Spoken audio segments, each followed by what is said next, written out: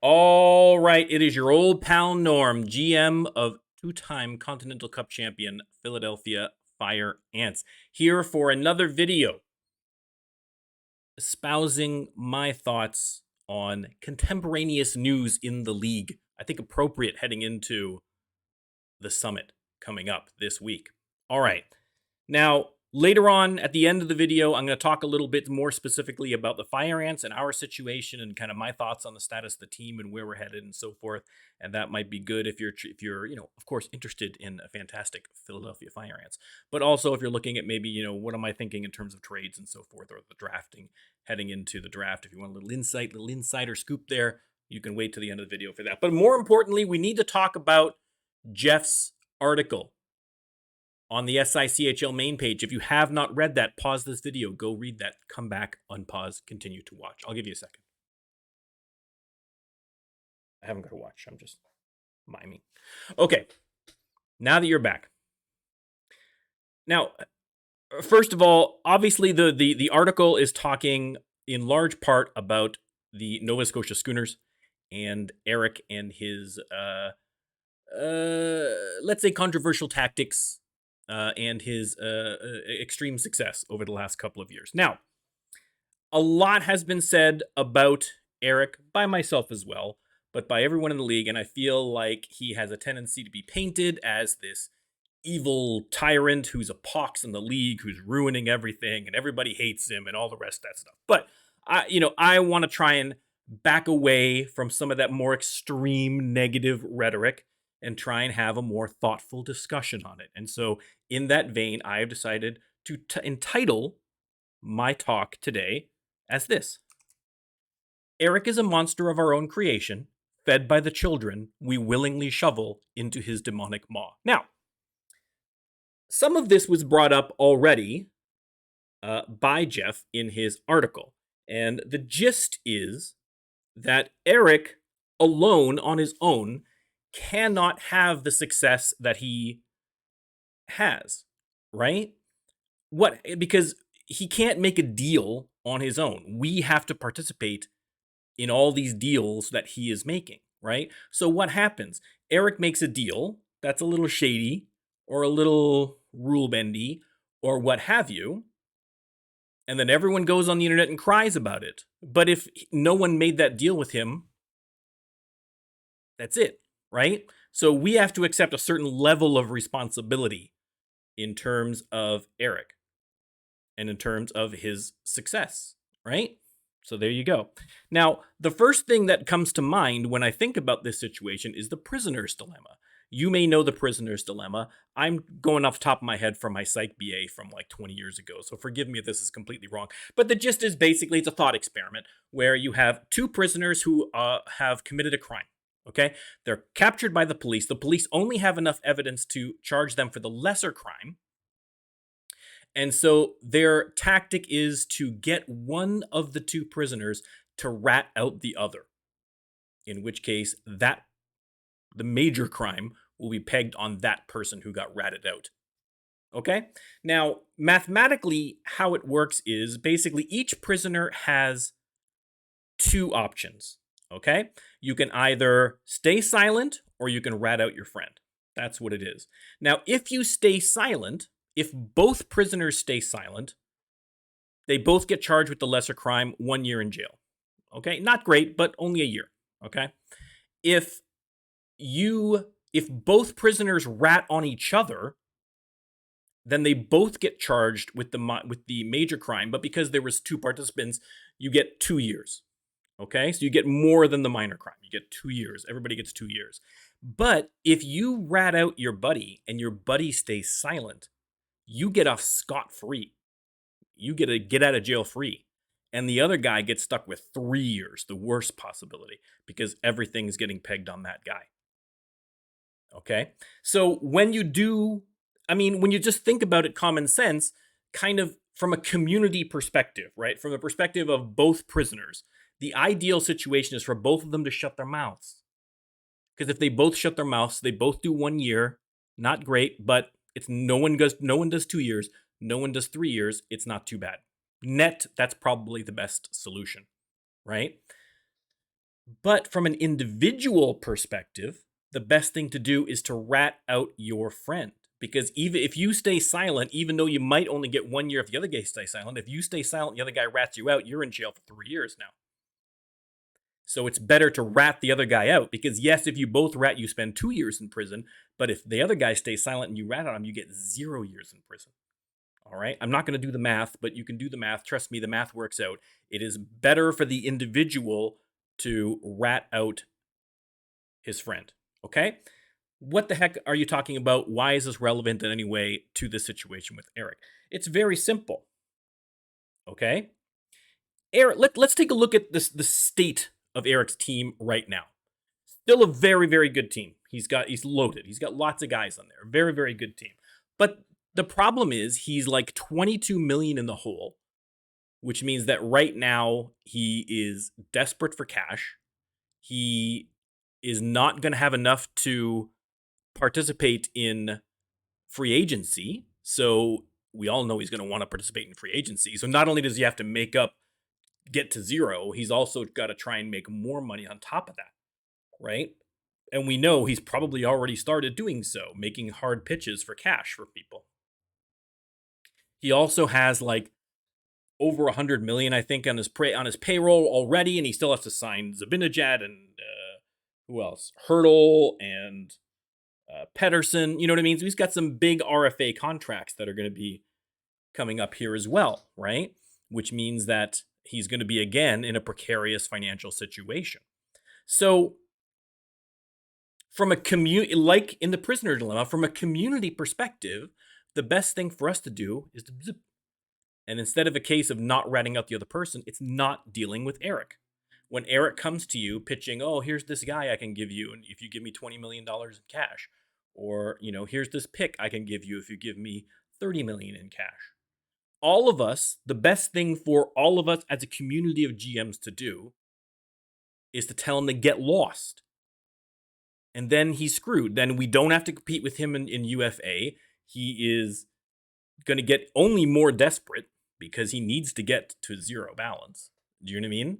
So he's going to have to accept lesser and lesser and lesser returns to try and make up that difference, right? Which makes it better for everybody else, right? That's what we should do. But the problem is we know that what's going to happen, right?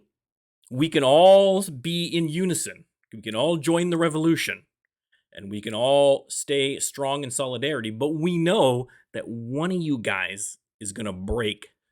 One of you guys is going to think, I could do nothing. And that would be the best for the league. And that would be the best for all the GMs. And that would be the best to try and keep Eric from continuing his reign of terror. Or I could take advantage of the fact that everybody else isn't trading with him, and I can try and scoop up a good player because Eric needs to make that deal. So I'm going to benefit my team at the cost of everybody else. We know that one of you is going to do that, right? One of you is going to take that option where you rat out the other guy, you get off scot-free by getting a good asset, everybody else gets screwed because Eric now has money in free agency, right? But what's worse is what actually happens in the SICHL is more often the case where they rat on each other. Because what happens is Eric is going to go around to every single GM in the league who has cash. And he's going to shop his wares trying to get cash. And he knows that there's going to be multiple people out of that group. If he pitches to a dozen GMs, he knows half of those guys are going to be like, you know what? I'll take some money if I can get a good prospect out of it, or I can get a good player out of it, or I can get a pick out of it. I'll do that. And so now not only is it that he's going to get bailed out, but now he has a market. Now it's to his advantage. Now he's got 6 people bidding. So instead of one GM putting the screws to Eric and making him pay an absolute premium to get bailed out, now he doesn't need to do that. He can offer up less. He can get more because now he has 6 GMs all trying to get those assets.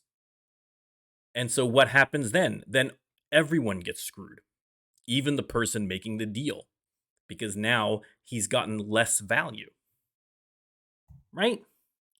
So there, in a nutshell, is your problem with Eric. It's not the rule bending. And the rule bending. Listen, the rules are there. The rules are there. We could all bend those rules too. It's the exact same way he is. He's not doing anything that we all can't also do if we wanted to. We may not be in the position to, just on the nature of our rosters, but theoretically, we could do all that stuff too. So I don't fault him for bending the rules. So what can we do about it, right? Because right now, the solution right now is everybody show solidarity.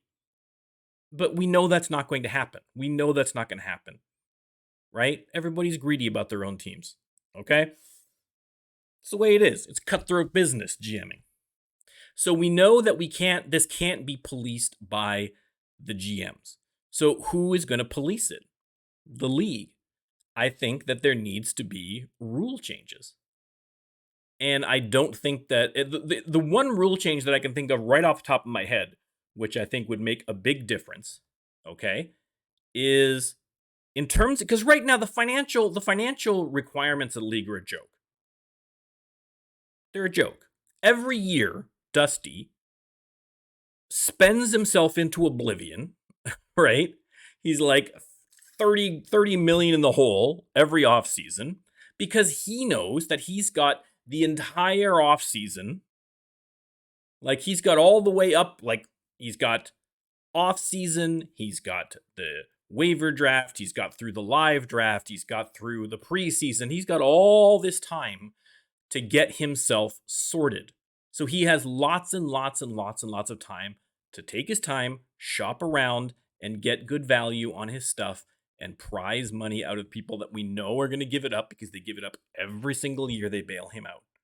And so there's no consequences for that mismanagement. In fact, he's being rewarded for that mismanagement because, like, I can put up a good team every single year in the playoffs and my finances are shot to hell and I can still just kind of coast through and keep doing it every year. It's no consequence. So to me, personally, I think there should be a rule that there is a loss of draft picks or the equivalent for if you are in the red after playoffs are done. Right? Because right now, if you're at a trade deadline and you're kind of coasting the line in terms of finances, who cares? Load up. Take on that big $20 million contract someone's trying to get rid of. You know what I mean? Because who cares? You're going to be in the red by the end of the playoffs. But whoop-de-doo, you can just fix it in the offseason and there's no issue. Right? So there's literally no incentive right now to be fiscally responsible in this league. It's almost nothing. It's a joke. But if you know that, yes, I might go well and I might do really well in the playoffs by going into the red, but not only do I need to fix that in the off season, but I'm going to be penalized. I'm going to lose like a second round draft pick or a first round pick. We can scale it depending on how in the red you are. Now, when it comes to trade time, you're going to start thinking a little bit more. You're going to start thinking about your overall finances. Instead of just blowing every dime you have in free agency every year, you're like, maybe I need to keep a little bit in reserve just in case so I don't lose picks. Right? Now, obviously, on a practical level, you'd have to do like the compensation table, only it's not a compensation table, it's a punishment table. You know what I mean? But same kind of thing, depending on how deep in the hole you are, you lose picks. Right? Or again, the problem is that, I'm thinking Dusty in particular, where they blow all their picks as a way to get their money back by selling all their picks. Maybe we have to have some kind of something else that we can sub in there as opposed to picks as a compensation. Whatever. Listen, I'm not the rule guy. All right. This is Mark and Mike's thing to do. I'm just the idea guy. All right. My idea is make them pay an immediate penalty after the playoffs are done. And then they still have their other obligations. They still have to get to a zero balance. But if you're going to go and blow all your cash and be fiscally irresponsible, there should be an immediate cost to that. Now, is that going to fix everything? No, because people will do the math and they'll say, listen, I'm 10 million. I'm going to wind up about 10 million in the hole, but it gives me a better chance at the playoffs. And, I'm willing to take that risk for to lose a second round pick. fine. Whatever. That's fine. But at least it makes them think about it. At least it gives them some kind of consequence, because right now there isn't any. So that's just one idea. I'm sure there's more. Post below or go on Twitter and let me know what you think might also work. But I think that's uh, kind of a stopgap solution. Do something, do anything. And I think that's common sense. I don't think that's not a reasonable thing to do, personally. Now, that's the end of the Eric stuff. Okay, we'll get rid of this. There you go. That's the end of the Eric stuff. Now, listen, more importantly, let's talk about your Philadelphia Fire Ants. Listen, the goalie situation is terrible. It's terrible. It's terrible. The last couple of years of re-rates have pooched us on goalies. I mean, right now, if you take a look at like 75 plus overall goalies, which is probably kind of, if you're looking at doing a serious cup run without relying on, sim luck, which does happen, but if you're trying to actually put together a team that's going to win the cup, if you look at like 75 overall, there's what, like 15? So that means like half the league is just right out of the running, right off the bat. Even assuming that those are evenly spaced, and of those top 15, everybody only has one. Okay? Half the league just, good luck. Good luck. Maybe you might get lucky with a 73 overall or something, but have fun. So that sucks right off the bat. And like a lot of people in the league right now, I have a good team, but I have no goalie. I got no goalie. I lost Koskinen, but I don't really care about that. I'm not really super worried about that. He was at best going to be a backup. I mean, there's no a backup I can deal with. I can sort out a backup, but getting a top line goalie is just brutal. And I've made inquiries. I've tried a lot. I've done literal begging in a few DMs. Listen, I'm not ashamed to admit it, but there just really isn't very much out there available, understandably, because of the shortage of top line goalies, right? So the Fire Ants find themselves in a quandary. How are we going to get a goalie that's going to put us in a position that we could be successful for a cup run? There's nothing available in free agency, nothing. And the only things that are available potentially in the trade market now are vastly overvalued because of this shortage. And listen, I can't fault them for it. I can't fault the other GMs for it. But also a lot of the guys that in the like 73 to 75 range that might still be available out there. I mean, you're just rolling the dice come playoff time, and a lot of them have not great endurance and durability scores, right? So on a practical level, they're not going to be great as a number one, because you're going to need a decent backup to eat up some games. There's always the chance they're going to wind up injured for a long stretch. So unless you've got two of them that you can run as a tandem, having one of them and then having some schlub as a backup is not really an ideal situation. So from the Fire Ants perspective, we're in a bit of limbo right now, because on the one hand, I don't want to start loading up and making trades on other forwards I might need, or certainly I could use a D-man or two. I don't want to start making trades of that nature because I don't know whether it's going to be worthwhile, right? Why am I going to spend a bunch of picks to get, a 75 overall D-man or a top 6 forward if I've got Dan Vladar as my starting goalie again? You know what I mean? So I can't really make picks of that nature. There doesn't seem to be any realistic goalie deals out there. If there is, listen, let me know. You can fire me off an offer. Let me know if you've got a guy. But I also don't want to just give up and do a fire sale of some of my. I haven't got a lot of UFAs to trade, but I mean, I could trade Pavelski. I could trade Larson. I could trade Savard. I've got some guys I could get rid of that would get me some return. I don't want to do that either, because again, with free agency still looming, you never know. You never know what's going to happen in free agency. There's not much available on the free agent market itself, but depending on how other people do on free agency, it might loosen up a goalie. You know what I mean, for trade. Or maybe someone qualifies a guy and you want to send an offer sheet. Who knows? It's free agency. So my fear is I'm going to go into the hottest trading time of the year, a live draft summit, completely handcuffed in terms of making any kind of deals, which sucks. It's kind of where I was at last summit, unfortunately. And it was no fun because I couldn't really make any deals. Everyone's swinging deals, and I'm just sitting there twiddling my thumbs. It might be the same thing again this year.